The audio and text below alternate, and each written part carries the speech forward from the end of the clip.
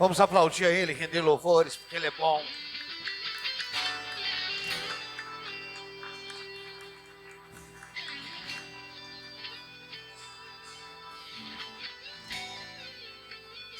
Glória a Jesus, podeis assentar.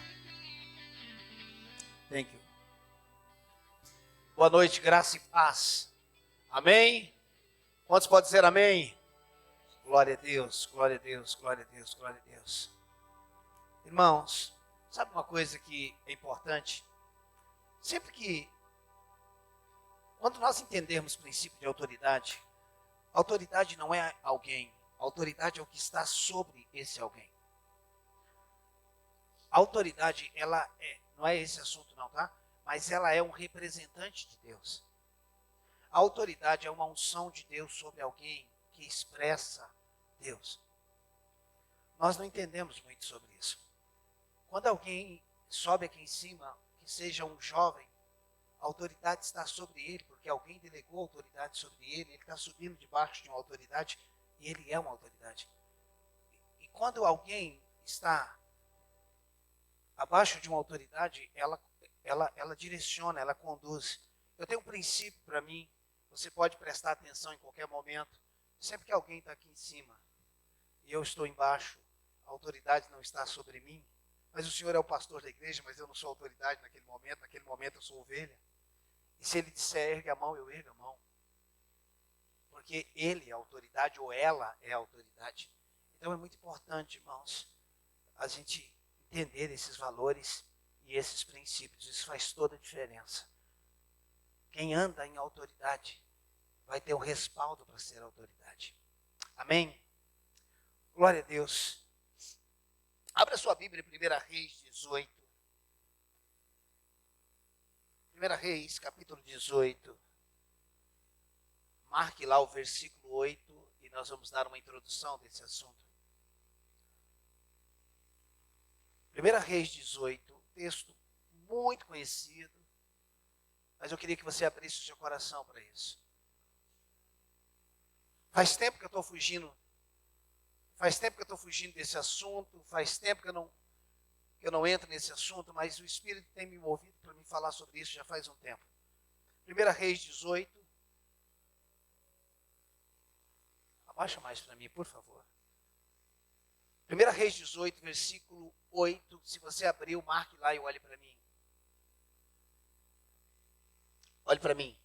Existem assuntos que nós desconhecemos e nós ignoramos, nós não conhecemos determinado assunto. E nós não temos autoridade para acessar aquilo que nós não conhecemos. Esse é um ponto. Outro ponto é que existem assuntos que nos incomodam. Quando nós ouvimos, nos incomoda. E geralmente, o assunto que nos incomoda é algo que o nosso coração está preso. A nossa cultura religiosa, a maneira como nós aprendemos, ou ela nos liberta, ou ela nos escraviza. Deus está levantando homens e mulheres, como na época de Juízes, homens que são libertadores. Quantos podem dizer amém? Ninguém é Deus, só Ele é Deus, e nós entronizamos Ele aqui. A Ele a honra, a Ele a glória. Nós não vamos dar a ninguém o que pertence a Ele. Você pode dizer amém? Contudo, Deus levanta pessoas para nos destravar. Deus levanta libertadores. Esses dias eu preguei aqui que Deus esconde coisas em lugares. Deus esconde coisas em pessoas. E quando nós acessamos esse lugar, nós conseguimos desfrutar. Agora, não foi esse lugar que deu.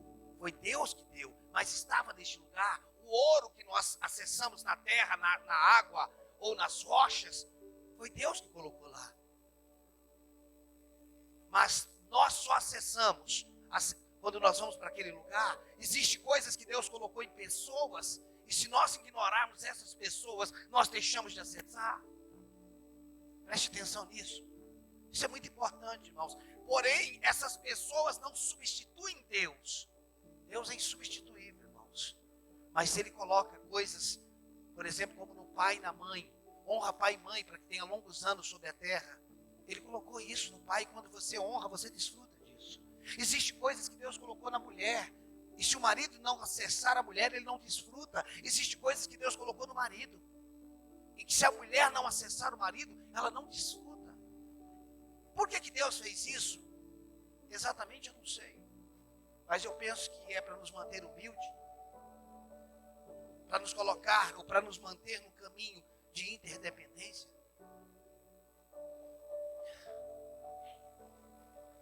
Durante muito tempo eu tive uma mentalidade sobre determinadas coisas. De um tempo para cá, muitas coisas na minha mente mudou. E tem mudado, mas algumas dessas coisas que mudaram, eu ainda não passei para a igreja. Muitas coisas têm sido mudadas dentro de mim. Eu tenho tido uma percepção no meu espírito que está vindo um tempo de muita abundância sobre a igreja. Obrigado pelos 5 amém que tem. Há um tempo de muita abundância. E quem me conhece, que está comigo há anos, sabe que esse não é um assunto que eu sou de entrar. Mas tem algo no meu coração. E ontem nós estávamos em Campinas, na reunião de pastores, e eu fui chamado para falar da oferta. E depois o Juscelio, quando pregou o microfone, ele disse, o que o Ricardo disse é verdade, é um tempo de muita abundância sobre a igreja. Só que nós precisamos entender como acessar isso. Não tenha medo sobre tudo que você já ouviu. Para cada fundamento que Deus libera, o diabo cria uma versão falsa. Você já encontrou alguma nota de R$2 falsa? Eu estou perguntando, mas eu já sei a resposta. Não existe. Não existe nota de R$2 falsa. Por quê? Porque o trabalho que dá para fazer uma nota de R$2 falsa é a mesma que dá para fazer 50. Então, para que falsificar o que não tem valor? Só se falsifica o que tem valor. Dá para entender isso? Significa que para cada verdade que distorceram e falsificaram, é porque existe um fundamento poderoso. E aquilo que foi falsificado é porque tem poder. Sempre que você encontrar uma doutrina falsa, veja o lado verdadeiro daquela doutrina, porque ela é poderosa. Por quê? Porque se fosse frágil, se não tivesse poder, não seria falsificado. Por que hoje o princípio da autoridade foi banalizado? Por que existe uma falsificação na autoridade? Manipulação, imposição, bruxaria, domínio. Mas isso cancela a autoridade verdadeira? Só foi criada uma versão falsa porque o verdadeiro é poderoso. E a ideia de criar o falso é para que você despreze o verdadeiro. Então, muitas vezes nós estamos feridos por causa da nossa criação. Nós estamos feridos por causa de toda a doutrina, de tudo aquilo que nós fomos ensinados ou tudo aquilo que nós vimos de errado com aquela doutrina. E a partir de agora, a gente não acredita mais naquilo. E essa é a ideia do diabo, que você não acredite mais num princípio, porque você aprendeu de forma errada ou porque aquilo foi distorcido. Eu quero que nós entendamos, eu quero começar por aqui, que a fé é a base para todo milagre. Amém? A fé é a base de todo milagre. Eu não estou falando da fé que faz. Tem gente que diz que a fé faz. A fé não faz. A fé acessa. Eu disse algumas semanas atrás que a fé não é emocional, ela não é sensorial. A fé é fundamental. A fé é um fundamento. Amém? Ao mesmo tempo que a fé é um fundamento, a fé é uma base de confiança. Nós já vamos ver o texto. A fé é uma base de confiança. Crer não é reflexo de um entendimento. Nem sempre nós cremos porque entendemos, mas só podemos crer porque confiamos. Nem sempre crer é a base de um entendimento. Eu entendo, por isso que eu creio. Não. Nem sempre. A Bíblia diz em Hebreus 11, pela fé, Hebreus 11, 2, 3, diz assim, pela fé entendemos? Não entendemos pela fé. Depois que você anda na fé, você entende. Mas a fé, o entendimento nem sempre é a base da fé. Porém, confiança é: você só acredita em quem confia.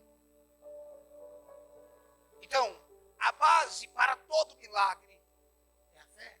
E a base da fé é a confiança. Esse é o princípio. Nós não temos motivo para não confiar em Deus. Nós não temos motivo para desconfiar do Senhor. Ele é fiel.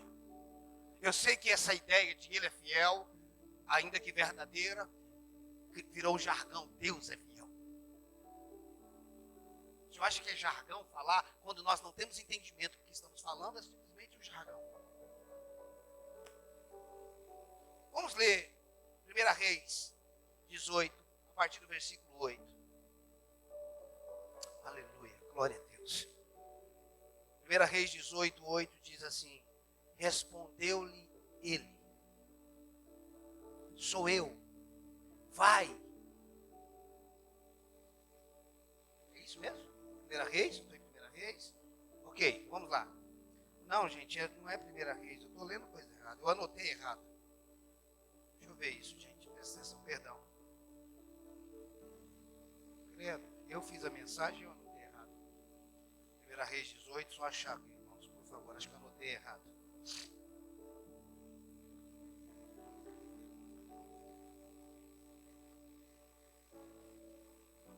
Credo.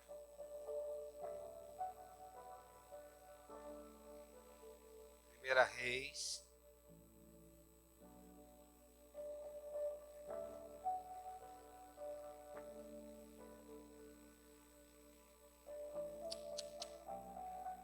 Fiz alguma anotação errada, irmãos. Espera que nós vamos chegar lá.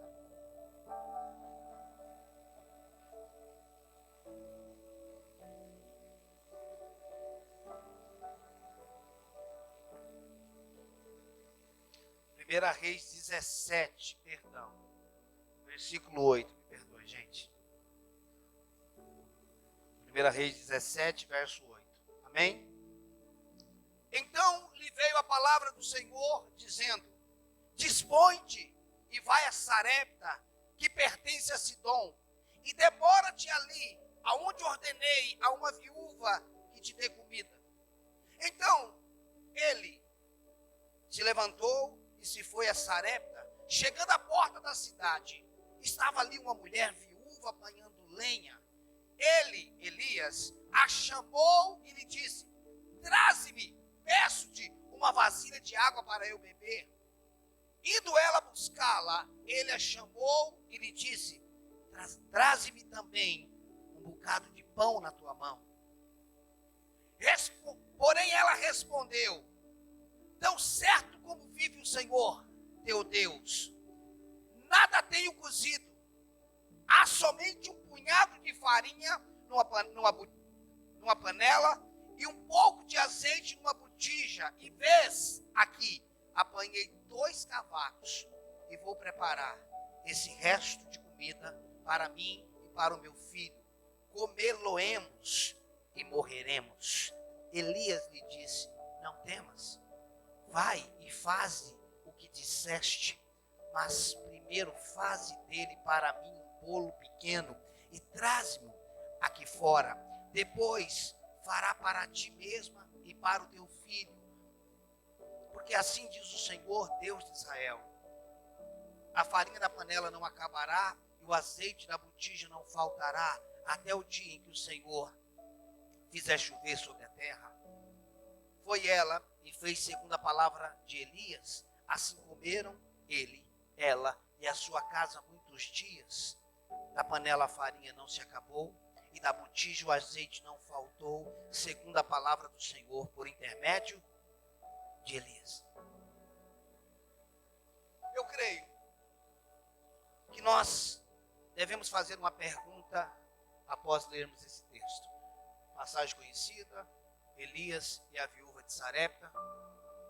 Eu penso que a gente pode fazer uma pergunta após ler esse texto. Porque nós temos um profeta que o riacho secou, o corvo não veio mais trazer comida, e nós temos uma viúva. Deus tinha falado para Elias que tinha levantado uma viúva para sustentar ele. Só que quando Elias chega lá, a viúva não era rica, A viúva estava com a última refeição, saiu só para pegar lenha, para preparar a comida. A pergunta que eu disse que nós devíamos fazer após lermos essa passagem é a seguinte: quem é o milagre de quem nessa passagem? A viúva é o milagre para Elias? Ou Elias é o milagre para a viúva? Preste atenção. Pastor, a viúva foi um milagre para ele. Está com calma. A viúva era um milagre para Elias? Ou Elias era um milagre para a viúva?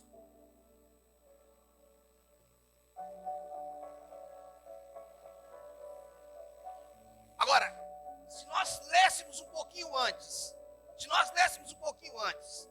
nós vamos ver que Deus manda, ou que antes de Deus mandar Elias para Sarepta, Elias estava sendo sustentado.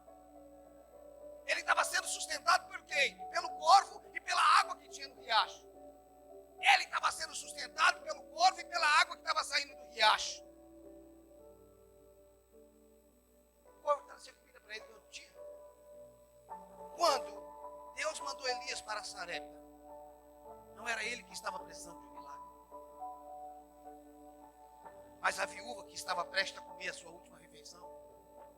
Ou seja, Deus poderia ter mantido o riacho fluindo. Deus poderia ter mantido o corvo trazendo comida. Então aqui nós já temos a resposta para a pergunta. A viúva não era um milagre para Elias. Elias era um milagre para a viúva. Preste atenção. Elias estava sendo sustentado diretamente por Deus. Era uma época de seca e Deus preparou o riacho de Querite. No meio de uma seca ter um riacho já é um milagre. Agora, se você quer um milagre maior que esse, você precisa ver um animal, um pássaro carnívoro, que é o corvo, trazendo comida, jejuando para levar comida para alguém. É isso. Ele deixava de comer e levava para Elias. Mas um dia o riacho secou e o corvo foi liberado do jejum. E quando Deus fala com Elias, diz: olha, pode sair daí e vai para Sarepta, porque eu preparei uma viúva para te sustentar. Mas Deus não deu detalhe de como a viúva estava. A viúva só tinha a última refeição. Agora, o que a gente precisa entender, eu já vi muita gente pregando sobre esse texto, e muitas vezes com muitas verdades. Elias não era um homem, um profeta, pedindo comida para a viúva. Elias não era um profeta, um homem simplesmente dizendo: faz para mim primeiro. Porque eu já vi pastores dizendo: se fosse nos dias de hoje, sairia nas folhas, na internet, nas páginas de jornais: homem, mau caráter, pastor bandido, profeta bandido, usurpa, toma a última refeição de uma pobre viúva e do seu filho. Só que eu olhando para esse texto, não era simplesmente Elias pedindo comida. Era uma representação de Deus dizendo: para mim primeiro. Porque Elias liberou uma palavra para ela. Ele disse: assim diz o Senhor. O que ele está dizendo é o seguinte: essa palavra que eu estou te dando para você fazer para mim, não é diretamente para mim. O que você entregar para mim, você está entregando para ele. Porque a representatividade pode estar na figura de um homem, mas não é um homem. A representatividade pode estar sobre uma mulher, mas não é uma mulher. Nós não vamos estender muito, irmãos, mas nós poderíamos ler textos como: quem recebe vocês, a mim me recebe, e quem me recebe, recebe aquele que me enviou. Ou seja, quando alguém está recebendo, você está recebendo Cristo, e por estar recebendo você, está recebendo Cristo, está recebendo o Pai. O que é isso? Isso é representatividade. Então, não era Elias, um profeta, pedindo para a viúva fazer para ele primeiro, tipo assim: por eu ser autoridade, faz para mim. Não era uma visão pessoal. Era uma visão representativa. Eu estou representando Deus. Deus mandou eu aqui para você viver um milagre.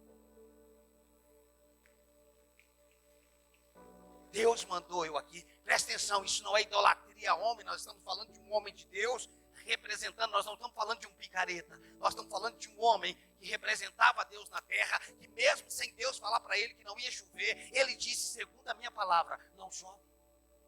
Deus falou, pode fechar a torneira. Porque o menino disse que não é para chover e não vai chover mesmo. O que era isso? Isso era um representante. É o que está faltando na terra hoje. O que está faltando na terra hoje é uma igreja consciente de representatividade. Nós não estamos aqui para focar em nós. Nós estamos aqui para representá-lo. E não para representá-lo apenas como servo, ainda que somos. Não para representá-lo apenas no serviço, mas para representá-lo como ele em nós e nós nele. Não é para fazer as coisas apenas no seu nome, é para fazer nele, por ele e para ele.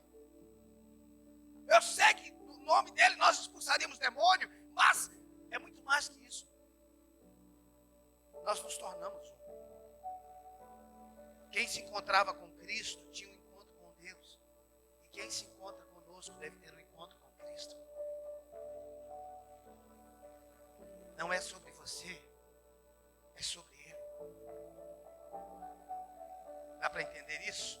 Isso é representatividade. Então, Elias era uma representação de Deus. E qualquer coisa que aquela viúva fizesse para Elias, ela estaria fazendo para Deus. Eu estou falando de algo sério, irmãos.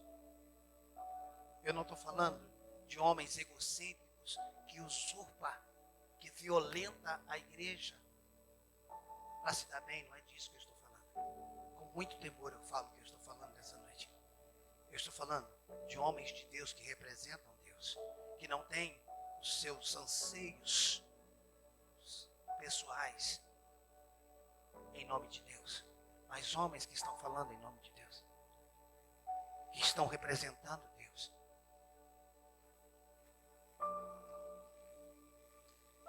Elias disse, pega um copo d'água para mim. E água ela tinha mesmo que estava em escassez, porque ela não questionou. Quando ela saiu para buscar água, ela não fala, eu não tenho água. Ele falou, olha, já que vai trazer água, traz uma água covarde. Porque tem água corajosa ou tem café covarde, corajoso, né? Quando alguém te chamar para tomar um café, você pergunta se café é corajoso ou covarde. E as pessoas falam, o que significa um café corajoso? Ele vem sozinho, não tem nada acompanhando.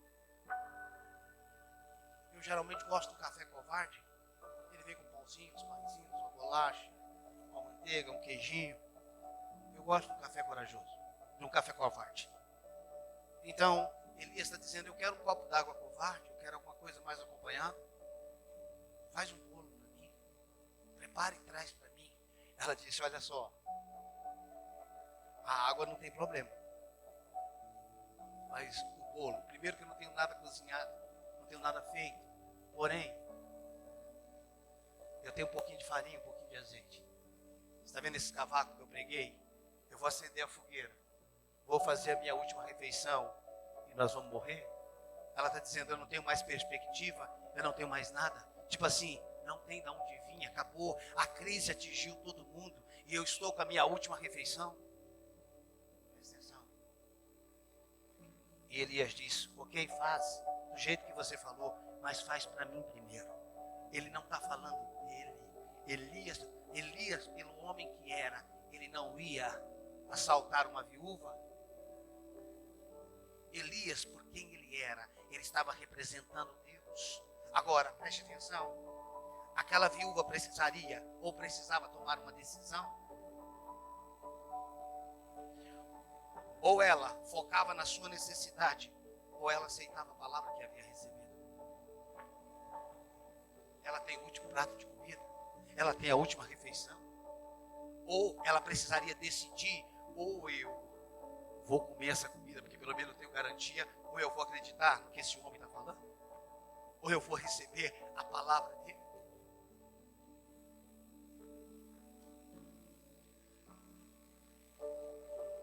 atenção, irmãos. Sempre, sempre e sempre que Jesus fez um milagre, ou tinha uma necessidade, ou tinha uma doença, ou tinha alguém morto, sempre que ele fez um milagre, o problema tinha. Sempre. Quando ele multiplicou o pão, é porque havia fome. Quando ele ressuscitou alguém, é porque havia morte.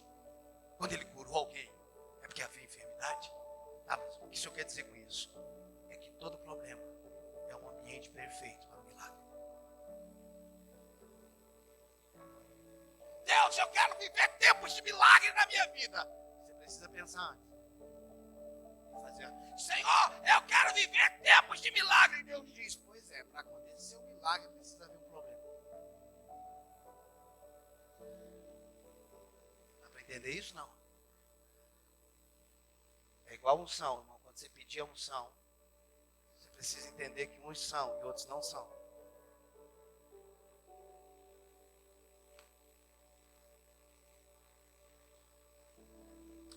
Preste atenção. Quando você diz, eu quero viver milagres, Deus está dizendo, eu vou preparar um ambiente para que eu manifeste um milagre na sua vida. Bom, tem gente que já não vai mais orar por milagre. Eu não quero mais viver milagre, deixa o jeito que está, já está bom. Agora, preste atenção, a fé, eu comecei falando que a fé é a base de todo milagre. Que a fé é confiança. A fé é quando, em meio à circunstância, você decide continuar crendo. E continuar crendo significa, eu continuo confiando. Eu permaneço crendo no que Ele diz. Eu não sei se você já passou por algumas experiências do tipo, quando Deus disse que ia fazer, o negócio piorou. Por quê? Quando as coisas pioram depois de uma palavra, é onde a sua confiança vai ser testada. Você nunca estará em problemas por manter a sua confiança em Deus. Nunca. Nunca. Nunca. Hebreus 10, 23 diz, tenhamos firme a confissão da nossa esperança, porque fiel é o que prometeu.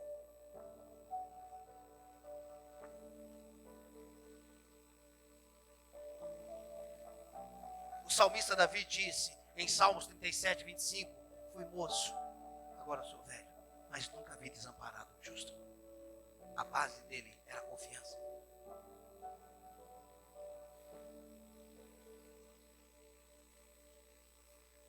Agora, sempre que focamos o problema, a necessidade, rejeitamos a palavra e perdemos a oportunidade de vivermos o milagre.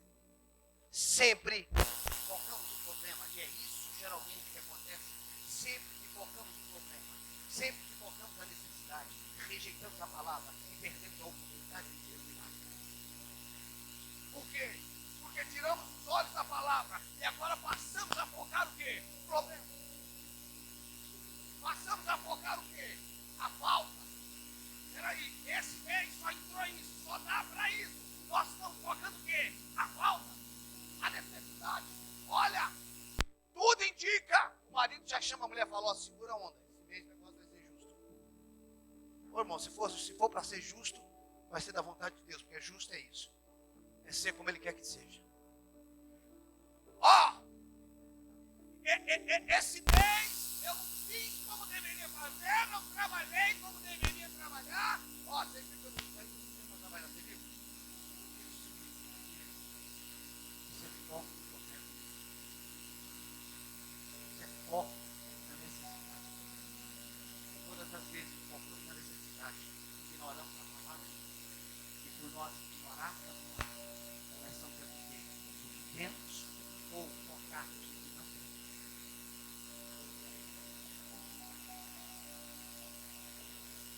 O milagre. O milagre.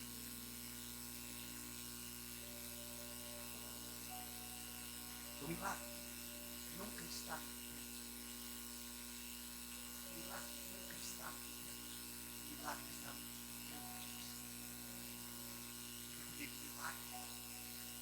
está no que eu tenho.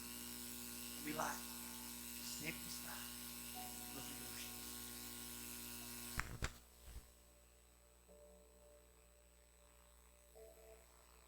O milagre não está. O milagre está no que Deus diz. O grande problema, irmãos, é que quando as coisas acontecem nas nossas finanças, quando nós temos uma redução, ou quando aquele mês não foi como nós deveríamos, como sempre foi, nós começamos a focar naquilo e deixamos de fazer ou de ouvir a voz de Deus.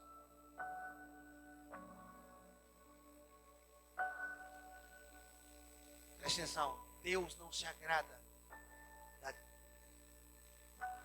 da desorganização.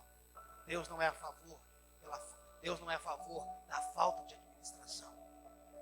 Deus não é a favor do desperdício e da falta de administração. Mas muitas vezes a administração é um disfarce da incredulidade. Não, como o negócio apertou, eu só estou administrando melhor. Não.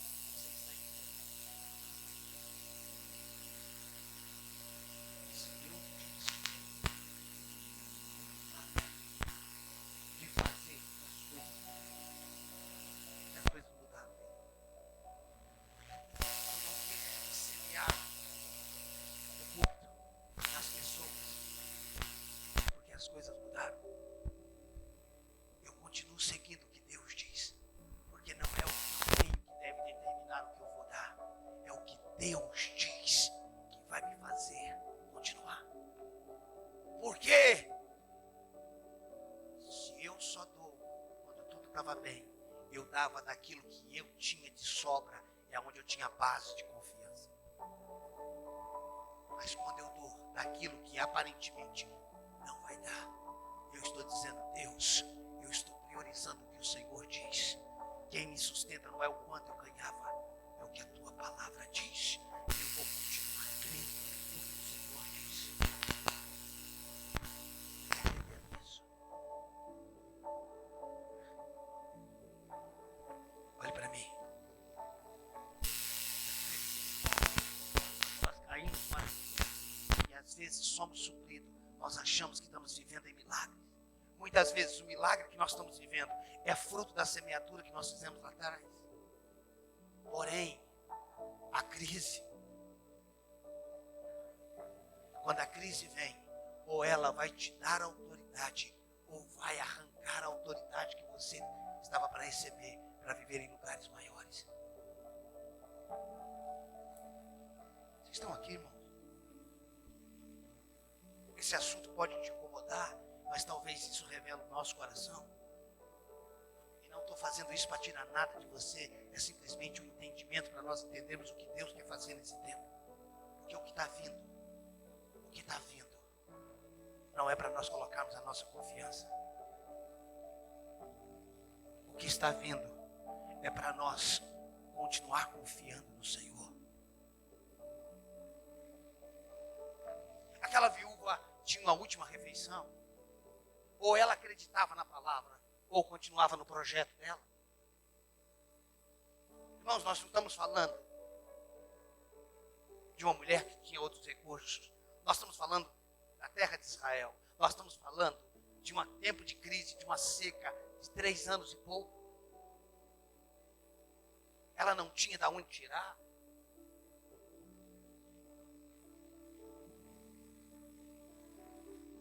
Presta atenção, irmãos, o nosso nível de autoridade está escondido no nosso nível de obediência.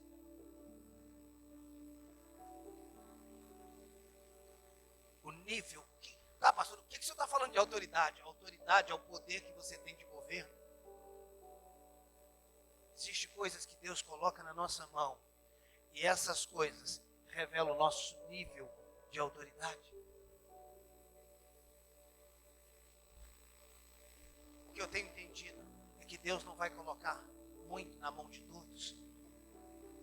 E você sabe por que nós temos dificuldade de entendermos isso? Olhe para cá. Nós temos dificuldade de entendermos isso porque vivemos num país democrático. Nós vivemos num país de democracia. E num país de democracia, nós temos nós temos. Só que o reino não é democrata, o reino é teocrata, o reino é monarca. Significa que numa monarquia você não é dono, você é dispenseiro. Você cuida daquilo que não é seu. E se o rei quiser, ele pode acessar em qualquer momento. Nossa cabeça não assimila isso, porque nós vivemos na democracia. Na democracia o que eu tenho é meu. Na monarquia tudo é dele. Dele, por ele e para ele. Dele, por ele e para ele. Quanto maior a nossa mentalidade de dispenseiro, maior o nosso nível de autoridade. Maior o nosso nível de expansão. Deus não entrega nada para o eu. Deus está entregando coisas para nós. Deus não quer entregar nada mais para homens que pensam em si.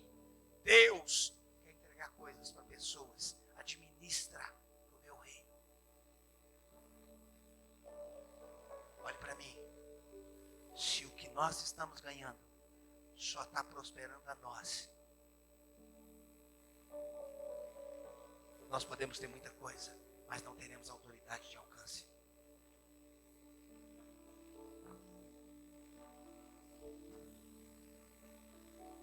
Se o que nós estamos ganhando só está nos dando poder de compra, continue, mas você não terá autoridade de alcance.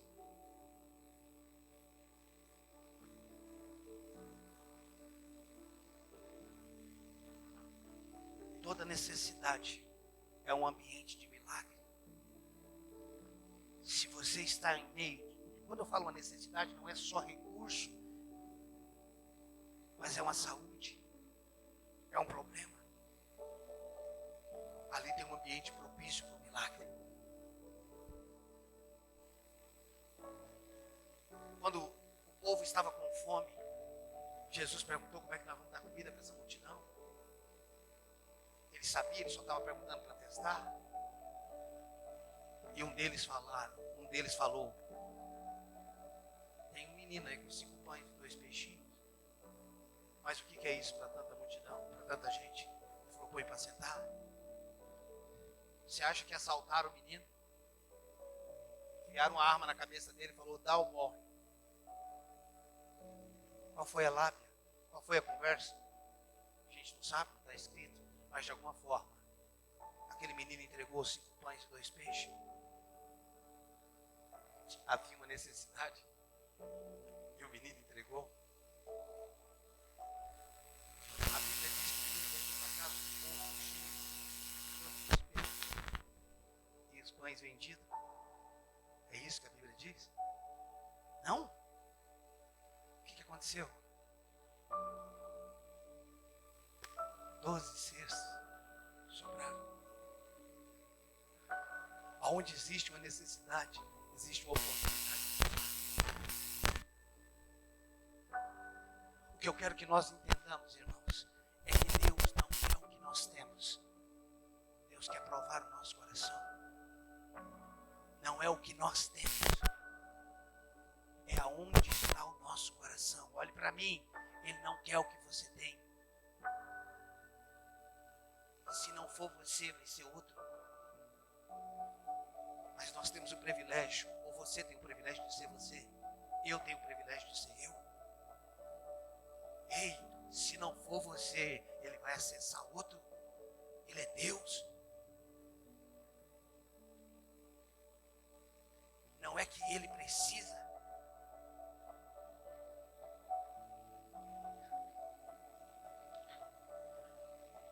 Abra comigo 1 Coríntios. Aleluia. 1 Coríntios.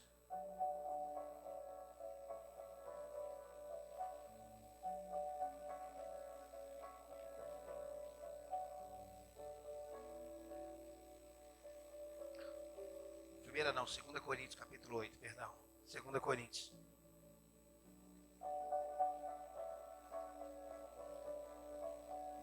Segunda Coríntios capítulo 8.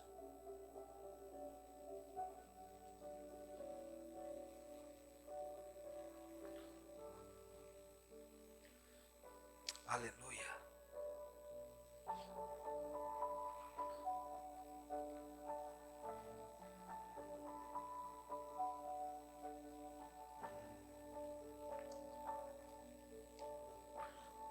Não é 2 Coríntios 8, é 2 Coríntios 9. Hoje está difícil, irmão. Perdão. 2 Coríntios 9, acho que é o cansaço. Final de semana, pregando em Vila Prudente de manhã, Guarulhos à noite. Segunda-feira aula, ontem reunião.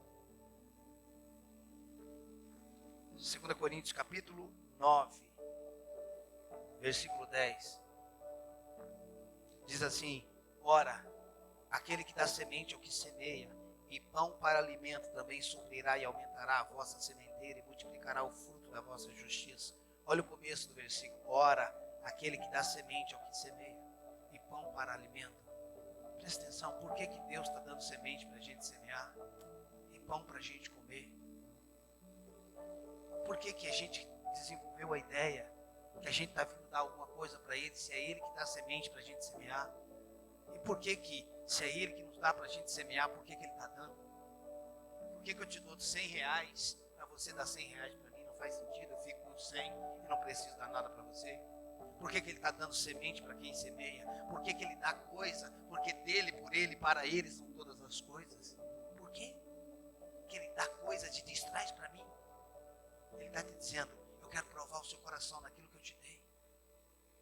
Eu quero ver qual é a sua base de confiança, se você continua crendo, ou se você passou a confiar naquilo que eu te dei.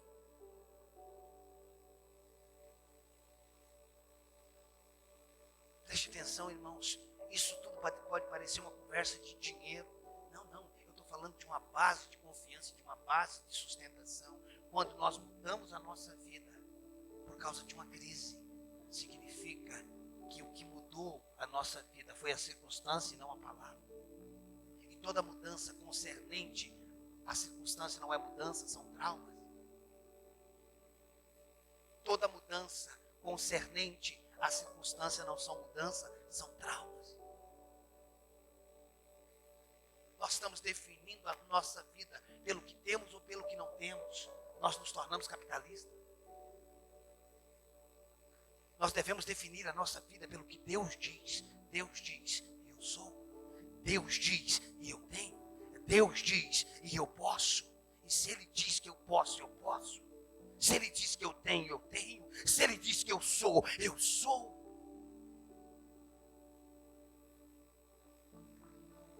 Tá, pastor, por que nós nos tornamos capitalistas? Porque nós nos definimos pelo que temos. O nosso valor está em quanto temos na carteira ou no banco.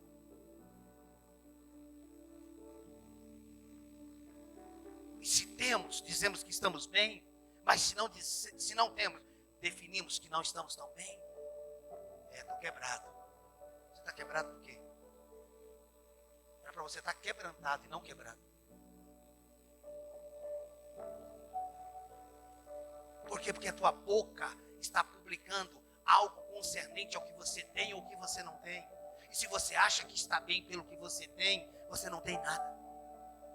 Porque você não está bem pelo que tem. E você não está mal pelo que não tem. Você está bem quando está nele. Você está bem quando a palavra dele é a sua verdade.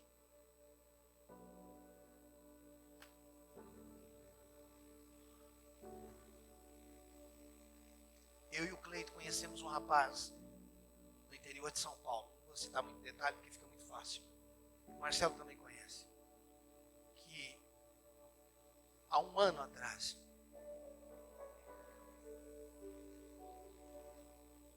ele morava numa casa simples, era funcionário de uma empresa há 20 anos, numa profissão muito boa, mas empregado. E há algum tempo atrás, presta atenção, isso daqui é um testemunho, não é uma base de doutrina para ninguém, amém? Amém? Tem coisas que não são fórmulas, são direções. Ok? Não faça de uma direção uma forma, mas não tenta fazer de uma forma uma direção. Esse rapaz recebeu uma palavra de Deus, que Deus ia prosperar muito ele. E ele percebeu no coração dele que ele deveria dizimar, não 10%, mas 30%. Isso foi o que Deus falou para ele, foi o que ele decidiu fazer. E ele começou a fazer isso. Ele começou a desenvolver isso. Um dia eu trago ele aqui, ele vai ministrar para vocês isso. Ele pode pregar isso aqui para vocês sem o menor problema. E ele começou a fazer, e ele me disse, semana passada ele me ligou, falei com ele. E ele me disse, pastor Ricardo, teve meses que foi muito difícil dar 30%. As coisas ficaram justas. Mas eu não podia voltar atrás, porque Deus tinha me dado uma palavra. Deus tinha me dado uma palavra, e eu decidi agarrar aquela palavra. Porque, irmãos, tem momentos na sua vida que você vai ter que decidir, ou pelo que você está vendo, ou por aquilo que você está ouvindo. Ou por aquilo que você tem na carteira, ou por aquilo que Deus está falando. Se Deus disse, não importa se o dólar subiu ou abaixou, não importa se a empresa está contratando, não importa. A palavra dele vai cumprir. A palavra dele vai cumprir. E isso serve para qualquer área. E esse rapaz ficou firme. Eu não sei, não me lembro exatamente se ele foi pedir aumento para o patrão dele. O patrão não deu, demorou para dar a resposta. Um dia ele acordou e disse, hoje eu peço a conta. Ele foi até o patrão dele. O patrão dele tinha um sócio, ainda que o sócio não ficava próximo da empresa, mas tinha um sócio. E o patrão falou para ele, vamos conversar? Ele falou, eu não quero conversar mais. Eu aumento o seu salário. Ele falou, não quero. Hoje eu vim para pedir a conta. E foi o que ele fez. Ele pediu a conta. E quando ele pede a conta, que ele sai da empresa, o telefone dele toca. Eu estou falando de alguém que eu conheço, que eu fui na empresa dele, agora. E era o sócio do patrão dele. Ligando, vamos tomar um café agora. E ele foi tomar um café, e o sócio falou para ele, vamos abrir uma empresa. Ele falou, não tenho dinheiro. Ele falou, não preciso do seu dinheiro, eu só preciso do seu trabalho. Eu entro com tudo. 50% é seu e você vai me pagando à medida que a empresa tiver lucro. Ele falou, assim eu quero. E esse investidor falou para ele, qual o número da sua conta? Ele falou, por que você quer o número da minha conta? Porque você está cansado, você precisa viajar com a sua família. Isso era setembro, irmãos. Ele falou, você não vai fazer nada por enquanto, você só vai viajar e descansar. Depositou 200 mil na conta dele. Ele falou, vai descansar. E quando ele voltou, transferiu mais de 400 mil para a conta dele. Ele falou, vai comprar equipamento. E um dia ele sentou para conversar com o sócio falou para ele, você não pode andar com esse carro. Um cara que é um nível igual a você. Irmãos, assim, esses dias o sócio dele estava perto dele. Ele falou, cadê a sua esposa? Ele falou, a fulana foi levar as crianças na escola. Ele falou, o quê? O sócio dele falou, o quê? Sua mulher leva as crianças na escola? Você não entendeu o padrão que você está? Quem tem que levar as crianças para a escola é a empregada, não sua mulher.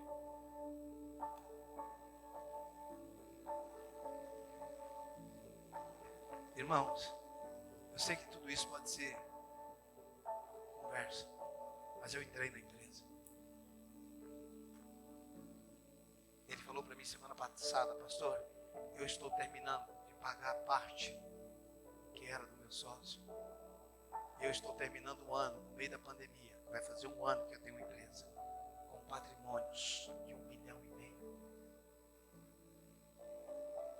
Eu não gosto de falar número, irmãos, que parece que eu estou terminando um ano. No ano da pandemia eu comecei a me dizer empresa, 1,5 milhão. Eu falei, e aí? 5, 6 carros da empresa pagam. Todo mês faz uma oferta na minha vida, glória a Deus. Todo mês ele faz uma oferta na minha vida. Mas isso ele fazia quando ele era empregado. E ele falou para mim esses dias, Deus me disse algo. Você continua com esse, hoje ele está tirando, não é que ele ganha não. Ele está tirando 4 vezes o que ele tinha como salário. Porque ele estava pagando a parte do patrão. Deus falou para ele, quando eu te der uma retirada de 100 mil mensal, eu quero que você continue com os 30%. Se ele entrar aqui, ele sentar no nosso meio, você não sente diferença, ele é igual nós. Eu falo para ele que ele não sabe nem onde ele está, a cabeça dele ainda não mudou. Ele continua com o mesmo jeito. Foi comer churrasco na casa dele, menino precioso. O que é isso, irmãos? Ah, pastor, isso foi a oportunidade. Oportunidade? Isso foi uma palavra recebida no coração dele, que ele decidiu viver. Eu falei de fórmula aqui, irmão? Eu falei para todo mundo fazer isso? Não. O que eu quero que você... Nós já vamos encerrar. O que eu quero que você tenha é o entendimento dessa verdade, o que Deus quer fazer nesse tempo. Até o final do ano, Deus vai mudar a história de pessoas na vida profissional, na vida financeira. Eu não estou falando de barganha, pelo amor de Deus, eu não estou falando de barganha, eu não estou falando de nada disso. Eu estou falando de nós entendermos o que Deus quer fazer nesse tempo com a igreja. Homens de negócio, mulheres de negócio, que vão viver numa dimensão que nunca imaginou na sua vida. E por que Deus está fazendo isso? Para honrar você, que na verdade vai honrar Ele, e que vai expandir o reino. Entenda isso. Nunca foque na necessidade. Nunca. Porque tudo que você foca expande. Permaneça na palavra. Hebreus 12, 2. Olhando firmemente para o autor e consumador da nossa fé. Esse mês foi bom, eu continuo semeando. Esse mês foi fraco, eu continuo. E quando eu estou falando de semear, eu não estou falando simplesmente aqui. Eu estou falando de Deus direcionar você para pessoas e você fazer. Você só tem autoridade sobre aquilo que você tem poder de direcionar. Aquilo que você não direciona, você não tem autoridade, você é escravo. Nós só temos autoridade sobre aquilo que temos poder de mexer. Se você e eu, nós não temos poder de mexer nisso, nós não temos autoridade, nós somos escravos daquilo. E Deus não pode entregar dimensões maiores para pessoas com a mentalidade de escravo. Pastor, mas o senhor não está entendendo. O tanto que a minha vida, o tanto que o meu patrimônio cresceu. Você é escravo do seu patrimônio. Você é escravo do que você está tendo. Você, na verdade, desculpa, só está criando ídolos. Só são seus deuses. Você tem coisas, mas não tem prosperidade. Prosperidade não é ter. Ter está dentro da prosperidade, mas nem todo mundo que tem é próspero.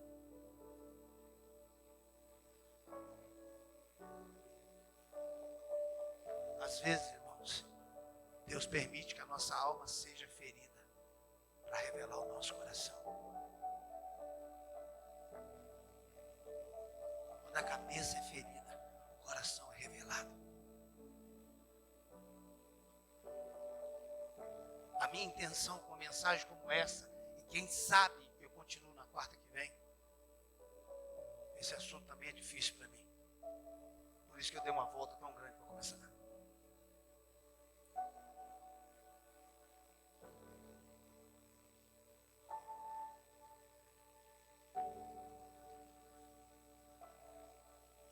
Se nós não entendemos o que Deus quer fazer nesse tempo, eu não estou falando, olhe para mim, eu não estou falando de dias melhores. Eu estou falando de vidas transformadas, de projetos que vão nascer, de ideias que vão surgir, de posições que você nunca imaginou que você iria chegar.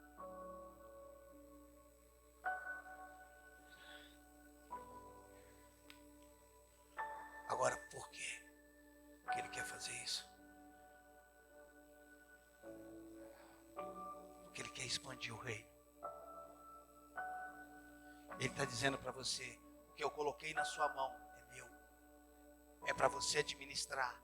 Desfrute, mas nunca se esqueça, é meu. Ele está dizendo: desfrute, mas é meu. Tome conta. E quando eu falar para você, mande para a África, mande para a Índia, manda para o Nepal, mande para o Amazonas, mande para a igreja local, mande para pessoas. Faça. Administre. Por isso que Paulo diz: tendo tudo e não possuindo nada. Nós fomos chamados para ter, não para possuir. Tenha. Irmãos, eu sinto no meu coração que se eu não rompesse essa barreira de pregar isso, eu estaria retendo de vocês o que Deus quer fazer. E se até o final do ano nós não ouvirmos pelo menos um testemunho de uma vida que foi mudada radicalmente, você pode dizer no final do ano: pastor Ricardo mentiu. Eu sei do que eu estou falando.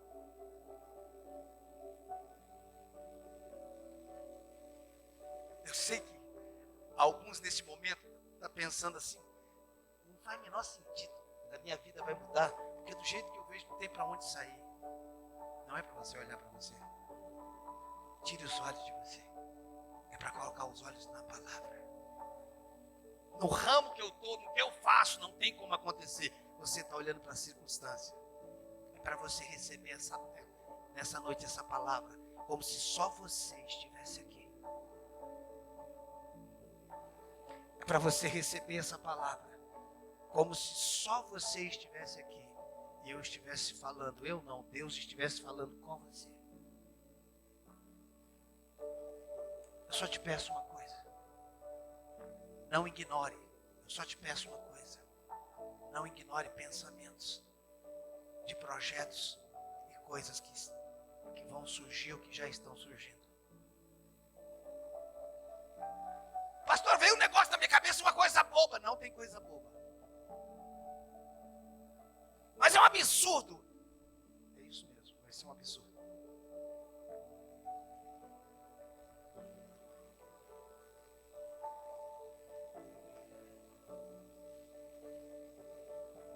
Não é sobre você, não é sobre eu. É sobre Ele. É sobre Ele.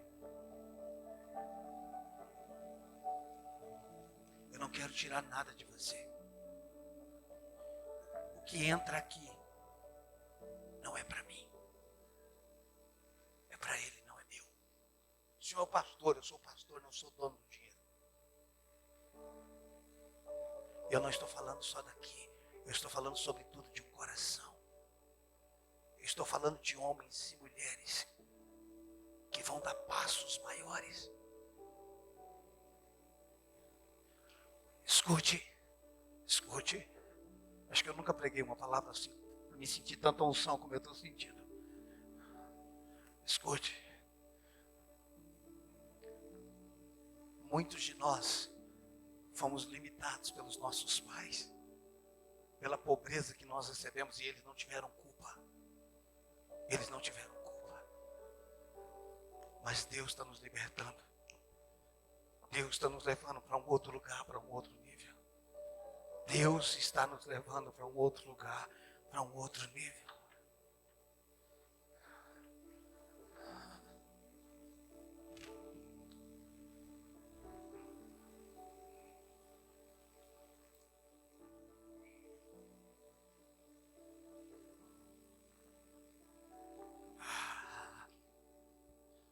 Não tenha medo, escute, não tenha medo, não tenha medo, não tenha medo, não tenha medo, não tenha medo. Se aquela viúva ficasse com medo, ela não sairia, ela não viveria. Aquilo resolveria um dia, aquela comida manteria ela satisfeita e o seu filho por um dia. O que a palavra fez com ela, sustentou ela por muito tempo. Nem só de pão viverá o homem, mas de toda a palavra que sai da boca de Deus.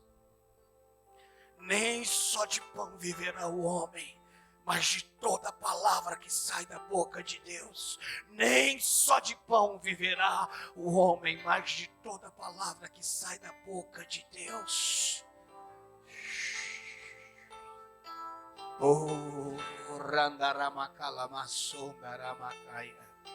Você pode se colocar de pé. Daqui a pouco eu vou direcionar você para uma oração que está no meu coração. Você pode ficar de pé, de joelho. Eu não sei como é que você está recebendo essa palavra.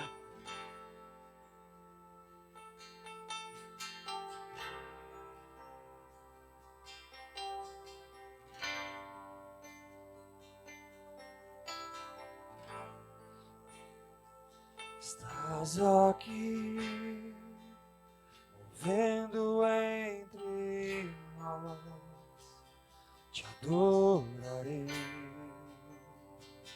te adorarei. Estás aqui, mudando destinos, te adorarei. Te adorarei, estás aqui, operando milagres, te adorarei, te adorarei, estás aqui, transformando nossas vidas. Te adorarei, te adorarei. Meu Deus é um Deus de milagres, Deus de promessas, caminho no deserto, luz na escuridão. Meu Deus, esse é quem tu és. Meu Deus é um Deus de milagres.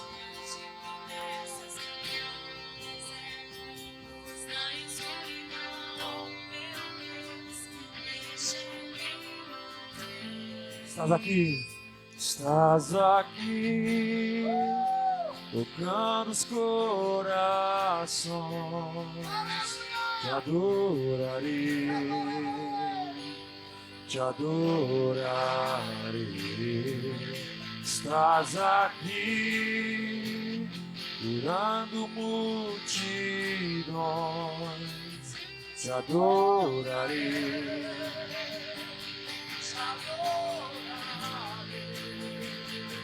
Estás aqui, restaurando os corações, te adorarei.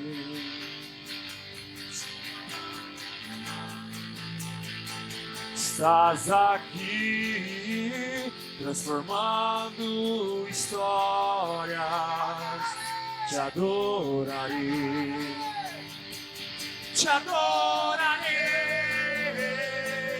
Meu Deus é um Deus de milagre, Deus de promessas, caminho no deserto, luz na escuridão. Meu Deus, esse é quem tu és. Oh, meu Deus é um Deus de milagre, Deus de promessa, caminho no deserto, luz na escuridão. Meu Deus, esse é quem tu és. Meu Deus é.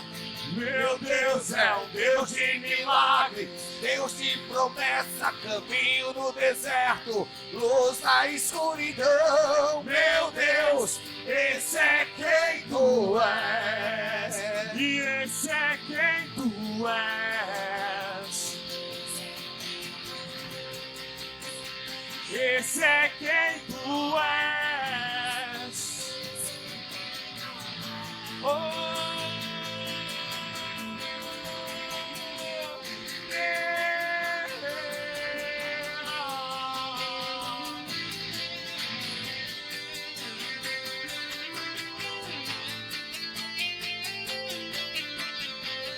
Me sustentas até quando não vejo. Vamos, declare. Me sustentas até quando não sinto, pois tu estás no controle. Pois tu estás no controle. Me sustentas até quando não vejo. Me sustenta até quando não sinto, pois tu estás no controle. Vamos lá, levanta sua voz! Me sustenta até quando não vejo, me sustenta até quando não sinto, pois tu estás no controle, pois tu estás no controle. Me sustenta até quando não vejo, me sustenta até quando não sinto, pois tu estás. Enxuga as lágrimas, restaura os corações. Tu és a resposta, Jesus. Enxuga.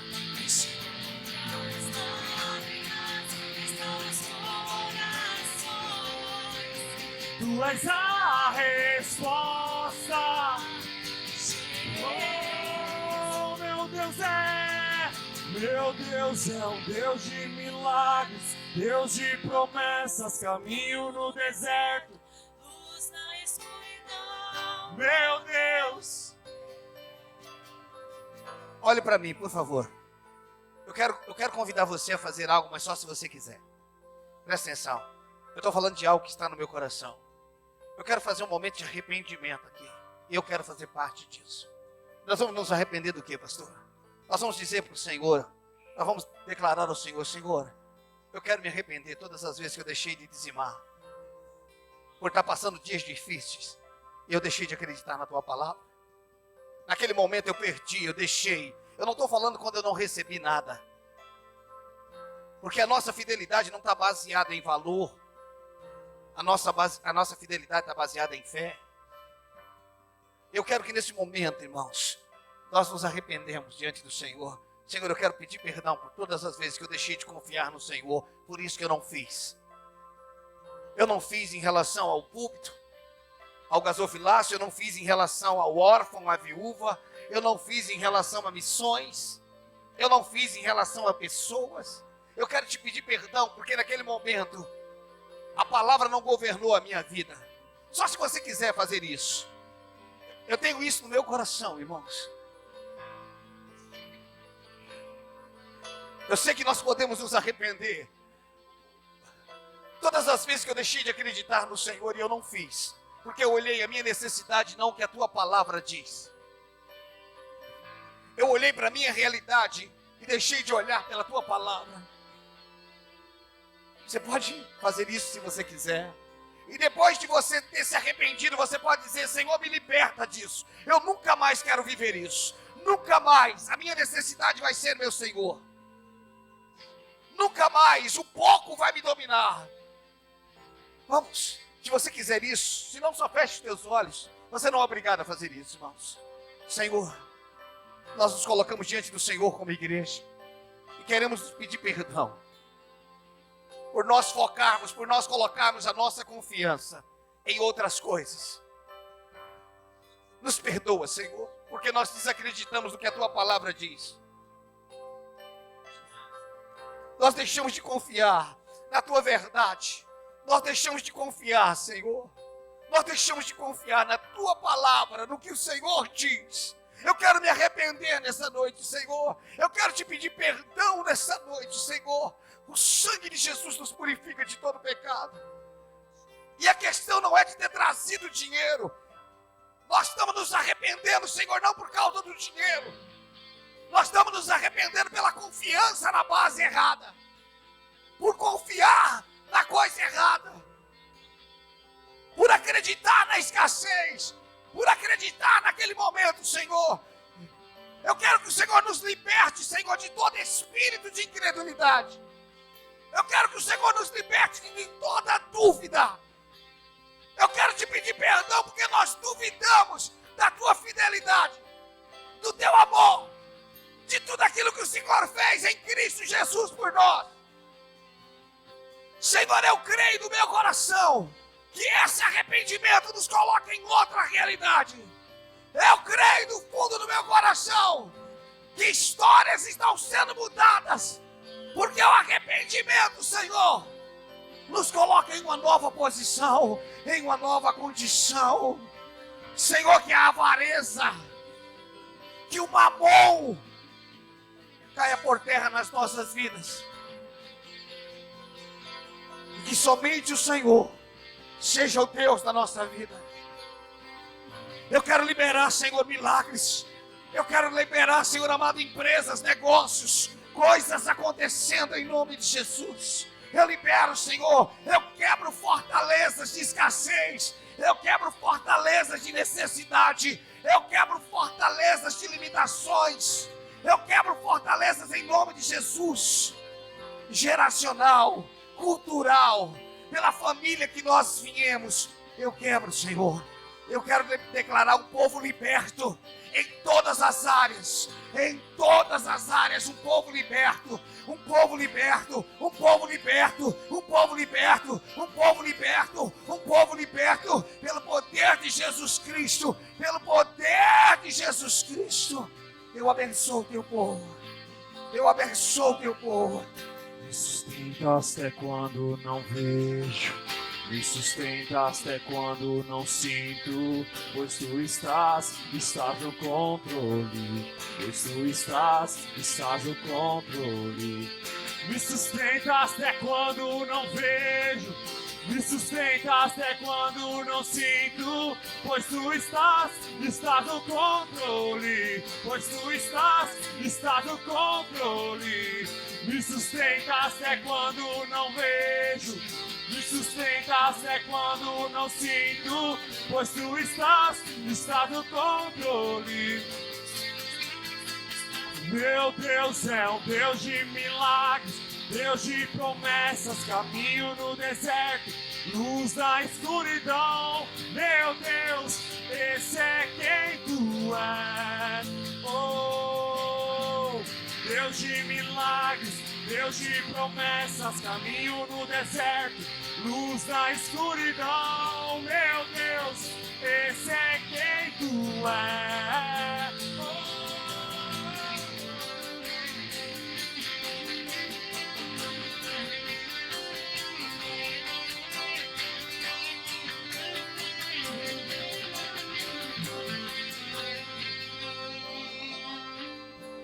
Olhe para mim.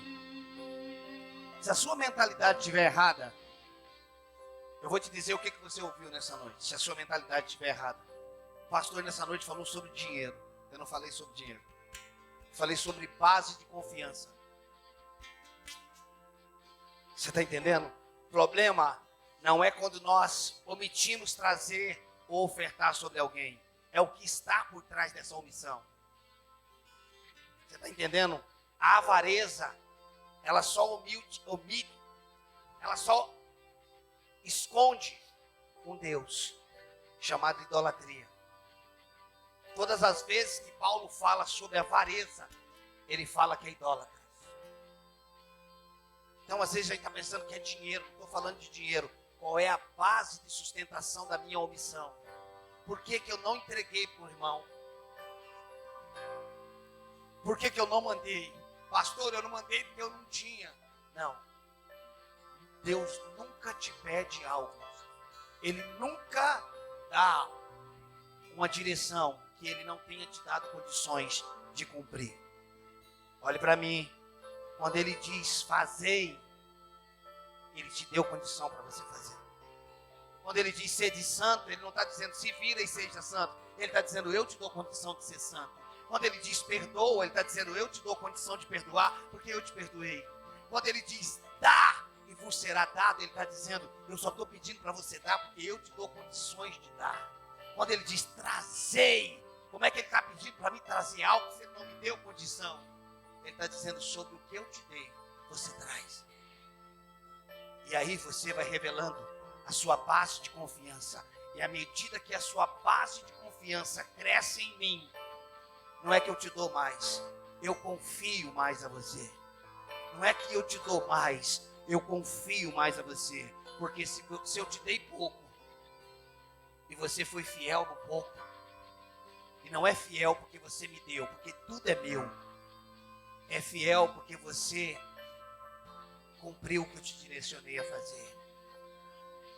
Você entendeu isso? Você entendeu isso? Para mim, irmãos, isso é um tempo de libertação nessa área. É libertação para você que está ouvindo e é libertação para mim falar. Porque eu tenho dificuldade, ou pelo menos tinha, estou sendo liberto também, em nome de Jesus Cristo. Quantos recebem essa verdade? Agora, eu vou ser mais ousado.